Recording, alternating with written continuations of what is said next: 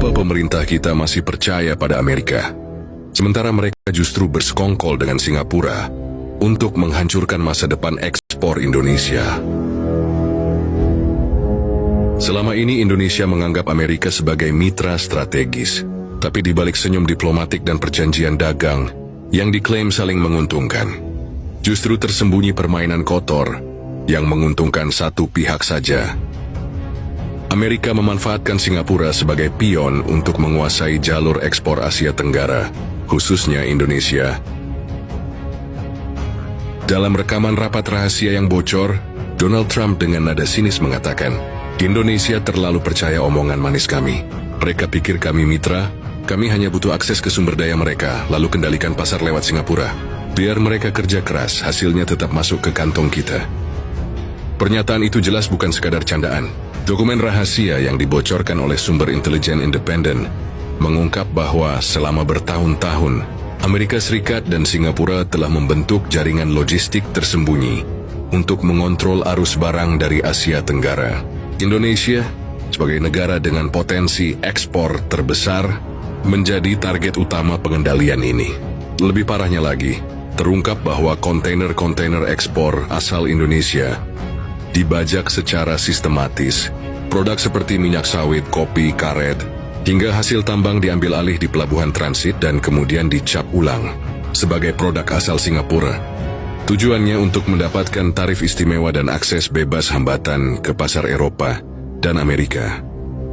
Donald Trump bahkan dengan angkuh mengucapkan, mereka kira label Made in Indonesia akan dihargai di pasar global. Itu tidak akan laku. Tapi kalau kita ubah jadi Made in Singapura, semua pintu terbuka. Ini soal strategi dagang, bukan soal etika. Sebuah pernyataan yang menampar harga diri bangsa dan menyiratkan penghinaan terhadap kredibilitas Indonesia di mata dunia. Permainan kotor ini ternyata bukan hanya soal label. Ada skenario besar yang dirancang Amerika dan Singapura untuk menjegal pertumbuhan ekspor Indonesia. Singapura dengan bantuan teknologi tinggi dan logistik dari Amerika perlahan-lahan menyusup ke pasar tradisional ekspor Indonesia. Mereka mengambil alih pasar CPO Indonesia di India, merebut pangsa pasar kopi di Timur Tengah, dan bahkan mencuri perhatian investor nikel di Eropa. Sementara itu Indonesia dibiarkan terjebak dalam birokrasi panjang dan hambatan non-tarif yang dibuat-buat. Banyak pelabuhan di Eropa dan Amerika Serikat mencurigai kontainer asal Indonesia tanpa alasan jelas. Pemeriksaan berlarut-larut, dokumen ditolak, bahkan beberapa pengiriman dibatalkan sepihak oleh pihak bea cukai mereka. Anehnya, hal itu tidak terjadi pada kontainer asal Singapura. Mereka melenggang masuk tanpa hambatan, bahkan ketika membawa barang serupa dengan kualitas dan sumber bahan yang identik. Apakah ini kebetulan? Atau ada tangan tak terlihat yang mengatur permainan dari balik layar? Sejumlah pejabat logistik dan mantan diplomat yang dimintai keterangan menyebut adanya jalur khusus yang diberikan kepada Singapura. Jalur ini tidak terbuka untuk Indonesia, meski produk yang diekspor berasal dari sumber daya kita sendiri. Donald Trump dalam rapat rahasia lain pernah menyatakan, kami tidak bisa membiarkan Indonesia tumbuh terlalu cepat. Mereka bisa menjadi ancaman ekonomi. Jadi, kita bantu Singapura saja. Mereka kecil, mudah diatur, dan tetap bergantung pada kita. Ini bukan hanya bukti arogansi, tapi juga rencana pengerdilan bangsa. Indonesia dibiarkan bekerja keras, tapi hasilnya dinikmati negara lain. Petani, buruh pabrik, dan pengusaha lokal, semua berjuang siang malam, hanya untuk melihat produknya dicuri identitasnya, disabotase pasarnya, dan dijatuhkan reputasinya oleh tangan-tangan asing yang pura-pura bersahabat. Lebih memilukan lagi, pemerintah kita terlihat diam. Beberapa pejabat masih berpegangan pada ilusi bahwa hubungan dagang dengan Amerika dan Singapura adalah solusi masa depan. Padahal yang kita lihat sekarang adalah bukti pengkhianatan berkepanjangan.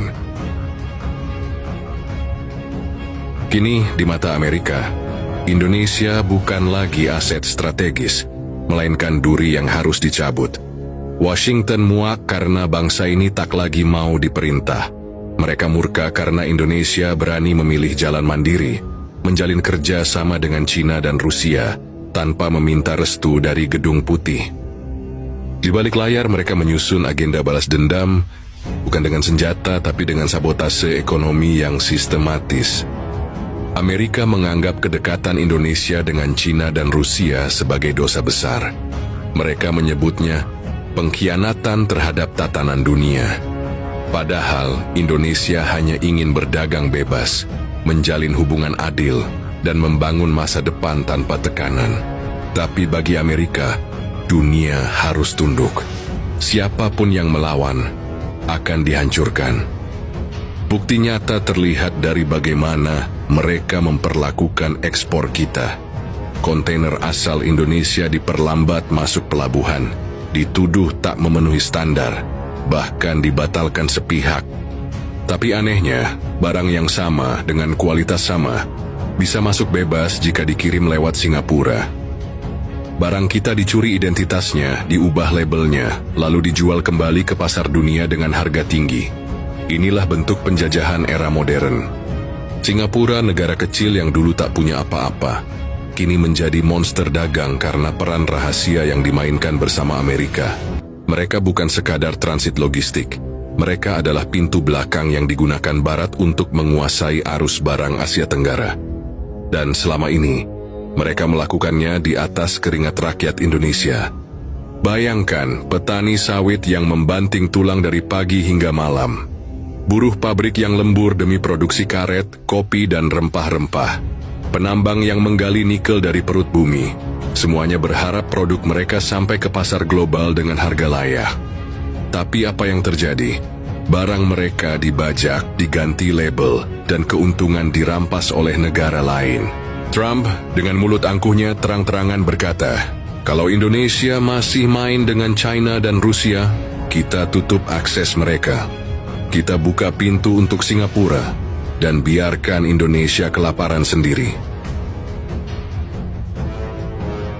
Inilah wajah sesungguhnya dari negara yang selama ini dianggap mitra. Mereka tidak ingin Indonesia maju. Mereka tidak rela bangsa ini berdiri sejajar. Amerika ingin Indonesia tetap sebagai pemasok bahan mentah, bukan sebagai kekuatan ekonomi dunia. Sementara itu, Singapura terus menuai keuntungan. Mereka menjadi pusat perdagangan bukan karena kerja keras mereka sendiri, tapi karena barang-barang Indonesia yang disulap menjadi milik mereka. Dunia mengira Singapura adalah produsen, padahal mereka hanya perantara licik yang merampas hak bangsa Indonesia.